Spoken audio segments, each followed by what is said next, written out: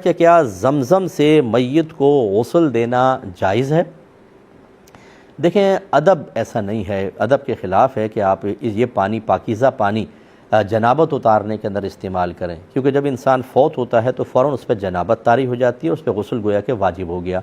اب چونکہ مردہ اپنا غسل خود تو نہیں اتار سکتا، اس لیے زندوں کو حکم ہے کہ اس کو غسل دیں، تو لہٰذا ہم غسل دیتے ہیں، اور وہ پانی جو اس کے جسم سے لگ کر گر رہا ہوتا ہے یہ ماء مستعمل ہوتا ہے، جو جنابت کو اور اس کے بہت سارے گناہوں کو لے کر بہہ رہا ہوتا ہے۔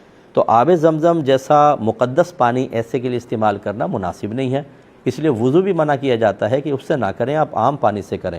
ہاں، یہ ضرور ہے کہ آپ پہلے عام پانی سے نہلا لیں، نہلانے کے بعد جب کفن پہنائیں تو پھر تھوڑا پانی اوپر بدن پہ چھڑک دیں، کفن کے اوپر چھڑک دیں کہ چلو اس پانی کی برکت بھی ہے تو برکت حاصل ہو جائے گی، لیکن غسل دینا مناسب نہیں ہوتا۔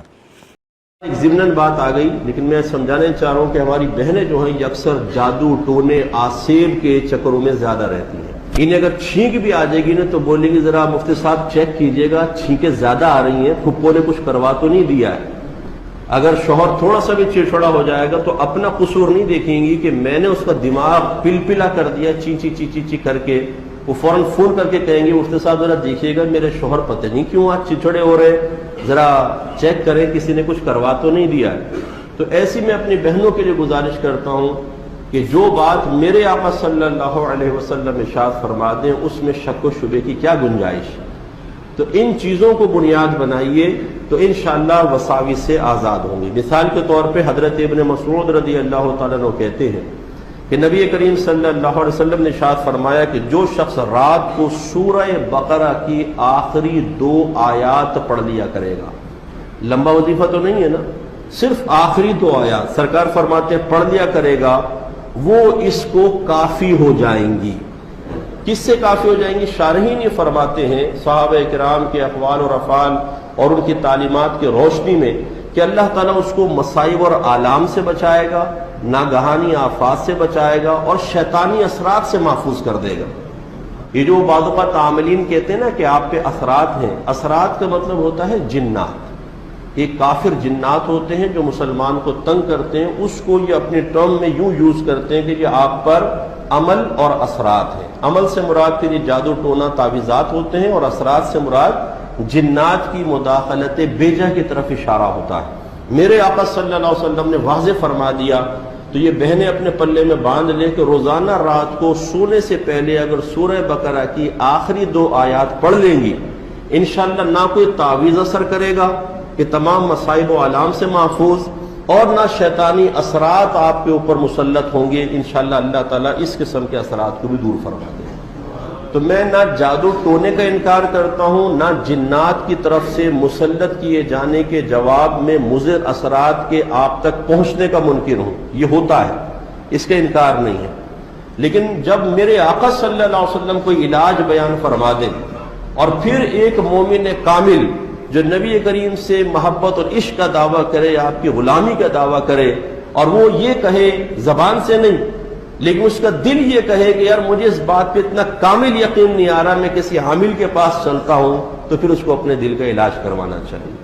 جب میرے آقا نے فرما دیا، گارنٹی دے دی ہے کہ سورہ بقرہ کے آخری 2 آیات پڑھے، آپ کے گھر سے ہر قسم کے آفات و بلیات بھی دور رہیں گی، اور انشاءاللہ عز و جل جنات کے اثرات سے انسان محفوظ ہوگا، تو ہمیں اس پہ کامل یقین رکھنا چاہیے۔ بسم اللہ الرحمن الرحیم۔ یہ کسی نے پوچھا تھا کہ کسی نے کہا ہے کہ جنت البقیع دنیا کا واحد قبرستان ہے جہاں عذاب الہی نازل نہیں ہوتا بلکہ صرف رحمتوں کا نزول ہوتا ہے، اور یہاں دفن شدہ ہر شخص بخشا جائے گا، کیونکہ ایمان کی حالت میں مدینے میں موت آنا بھی بخشش کی علامت ہے۔ کیا یہ بات صحیح ہے؟ دیکھیں، یہ دعویٰ مطلب خود ساختہ ایک دعویٰ ہے۔ ایک ہوتا ہے حسن ظن قائم کرنا، اور ایک ہے کہ حقیقت حال۔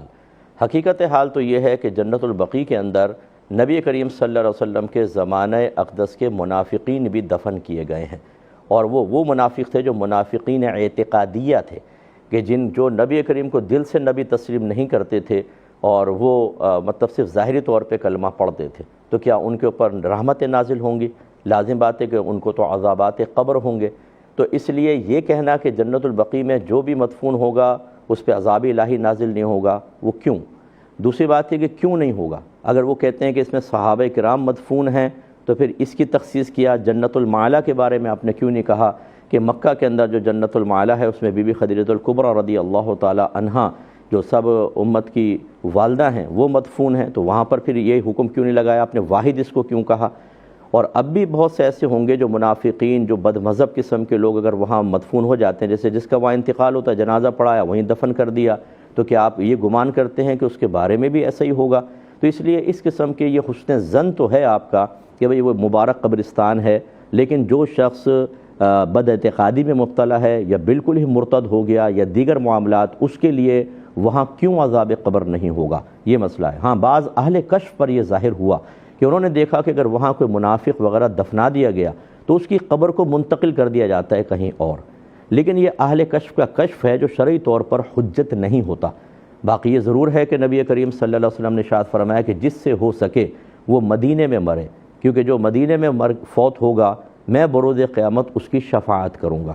تو لہٰذا اتنی بات آپ کی درست ہے کہ جو حالت ایمان میں مدینے میں مر جاتا ہے، وہ چاہے جنت البقیع میں دفن ہو، وہ چاہے کہیں پر بھی دفن ہو، نبی کریم صلی اللہ علیہ وسلم اس کی شفاعت فرمائیں گے۔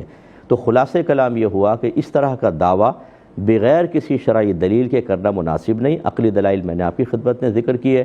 باقی جنت البقیع بڑا مبارک قبرستان ہے، وہاں پر دفن کی سعادت حاصل ہو جانا بہت بڑی سعادت کی بات ہے، لیکن کسی مرتد کے لیے نہیں، کسی منافق کے لیے نہیں، کسی بدعقیدہ کے لیے نہیں۔ اگر وہاں دفن ہو بھی گیا اس کو وہیں پر عذاب شروع ہو جائے گا۔ لہٰذا یہ مطلقاً ایک اس طرح کا دعویٰ کرنا یہ محتاج دلیل ہے۔ کوئی دلیل لے آئے تو ٹھیک ہے، لے کر آ جائے، لیکن مجھے نہیں لگتا کہ وہ دلیل لا سکے گا۔ کہ ہم جو گھر میں جانور پالتے ہیں ان کی کیا شرعی حیثیت ہے؟ دیکھیں، پہلی چیز تو یہ کہ ایسا وحشی جانور پکڑ لینا، اس کو پنجرے میں ڈال دینا یا بند کر دینا کہ جو انسان کے پاس مانوس ہی نہیں ہوتا اور گمان ہے آپ کا کہ تڑپ تڑپ کے مر ہی جائے گا، اس کو آپ بالکل نہیں رکھ سکتے۔ جیسے کوا ہے، اگر کوے کو آپ پکڑ کے رکھ لیں، اگر بہت چھوٹا بچہ ہو تو شاید وہ مانوس ہو جائے، شاید، ورنہ عمومی طور پر کوے کو اللہ نے ایسے ہی بنایا کہ یہ پنجرے کی قید برداشت ہی نہیں کرتا، اڑتا رہے گا حتیٰ کہ زخمی ہو کے مر جائے گا۔ تو فرض کر لیں کوئی بھی ایسا جانور آپ نے کہ وہ پنجرے کی قید کو قبول نہیں کر رہا، اڑ رہا ہے، ٹکرا رہا ہے اور وہ مرنے کی کوشش کر رہا ہے، اور تو جتنی اس کو اذیت ہوتی رہے گی آپ گناہ گار ہوں گے، اور اگر وہ مر گیا تو مزید گناہ گار ہوں گے، اور خوف ہے کہ آخرت میں کہیں اسی طرح ہمارے ساتھ معاملہ نہ ہو جائے۔ تو ایسے وحشی جانوروں کو تو پال ہی نہیں سکتے۔ دوسرا یہ ہوتا ہے کہ کیج برڈز ہوتے ہیں بعض اوقات جو پنجرے میں رہنے کے عادی ہوتے ہیں، جیسے آسٹریلین طوطے ہیں یا گرین پیرٹ ہوتے ہیں اور لبڑ وغیرہ ہوتے ہیں، یعنی طوطوں کی اقسام، چڑیوں کی اقسام، یہ آپ جانور گھر میں رکھ سکتے ہیں۔ ان کو پالنا شرعاً جائز ہے، لیکن اس میں چند چیزیں ہوتی ہیں۔ پہلی بات یہ کہ ان کا پنجرہ کم از کم اتنا بڑا ہو کہ وہ آسانی سے اڑ سکیں، کیونکہ اللہ نے پرندوں کو بازو دیے ہیں، وہ اڑ کے خوش ہوتے ہیں۔ آزمانا چاہیں تو آپ دیکھیں کہ پہلے آپ یہ جو بجری طوطے وغیرہ ہوتے ہیں ان کو چھوٹے سے پنجرے میں رکھ دیں کہ اڑنے کی جگہ ہی نہیں ہے، یہ اداس سے بیٹھے ہوں گے اور بالکل بیچارے ایسے تھوڑا بہت وہ جالی میں چپکے گا پھر آ جائے گا، لیکن ان کو بڑی جگہ چاہیے۔ اور آپ تھوڑا بڑے پنجرے میں ڈال دیں، پھر ان کی شوخیاں دیکھیں آپ کے کیسے اڑتے ہیں، اتنے خوش ہو جاتے ہیں، اور ان کی چہچہاہٹ سے آپ ان کی قلبی خوشی کا اندازہ کر سکتے ہیں۔ تو اتنے چھوٹے پنجرے میں ڈال دینا، بعض لوگ کبوتر پالتے ہیں، ایسے موٹے موٹے کبوتر ہوں گے اتنا سا دڑبا کہ بیچارہ وہ کبوتر نر جو ہے وہ گٹروں کر کے گھوم ہی نہیں سکتا صحیح، کبھی دم ٹکراتی ہے کبھی یہ، اتنے سے پنجرے میں۔ یہ یاد رکھیں کہ یہ گناہ ہے، اتنا چھوٹا پنجرہ کہ جس میں بیچاروں کو اسی طرح سکون سے وہ چل پھر نہ سکیں، تھوڑا بہت اڑ نہ سکیں، یہ غلط ہوتا ہے، اس طرح نہیں کریں۔ اب اگر آپ نے بڑے پنجرے کے اندر رکھا ہے اور جانور خوش ہے، اس کے لیے اسپیس آپ نے دیا ہے، اس کے بعد اگلی چیز ہوتی ہے اس کے دانہ پانی کا خیال رکھنا۔ رحمت کونین صلی اللہ علیہ وسلم ارشاد فرماتے ہیں کہ جب تم جانور کو پالو تو دن میں 70 بار اس کو دانہ پانی دکھاؤ۔ اچھا، 70 بار سے مراد گن کے 70 دفعہ نہیں ہے، بلکہ مراد یہ ہے کہ بکثرت دکھاؤ، یعنی وہ بھوکا نہ رہے، پیاسا نہ رہے۔ بعض لوگ ایسے ہوتے ہیں اس کی جو پانی کی پیالی خشک ہو چکی ہے بیچارہ، اور گرمی اتنی شدید، یاد ہی نہیں تھا جی ہمیں پانی ڈالنا، حتیٰ کہ وہ مر جاتے ہیں جانور، یا مسلسل بیچارے وہ ہانپ رہے ہیں، آپ آرام سے اے سی چلا کر بیٹھے ہوئے ہیں۔ جانور پالنے کا شوق ہے تو اس کا خیال کریں، دانہ ختم ہو گیا ہے، جانور صبح سے بھوکا بڑا ہوا ہے، آپ کو خیال ہی نہیں ہے کہ مجھے ڈالنا ہے اس کے اندر، تو یہ بھی گناہ ہے، یاد رکھیں۔ جتنے دیر وہ بھوک اور پیاس کی اذیت اور تکلیف برداشت کرے گا آپ کو گناہ ملے گا۔ اس لیے تو جانور نہ پالیں، اور پالیں تو اگر آپ نہ پالتے تو آپ تو بڑی ذمہ تھے۔ بعض جانور ایسے ہوتے ہیں جو اپنا خود پیٹ، جیسے کبوتر ہے، چھوڑ دیں آپ، خود پیٹ پال لے گا۔ اللہ تبارک و تعالیٰ پھر اس کو الہام فرمائے گا۔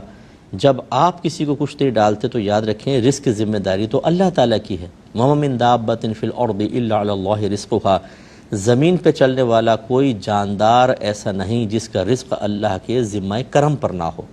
اللہ تعالیٰ ان کبوتروں کے دل میں الہام ڈالتا ہے، یہ خود ہی دانے تک پہنچ جاتے ہیں، کوئی انسان ڈالے نہ ڈالے۔ ہاں اگر آپ نے ذمہ داری لے لی ہے پھر آپ رسپانسیبل ہو گئے، تو یہ اچھی طرح ذہن میں رکھیں۔ تو اس لیے آپ نے جب ذمہ داری لی تو پھر آپ کو ان کو پراپر ان کی دیکھ بھال کریں اور ان کو کھانا وانا دیں۔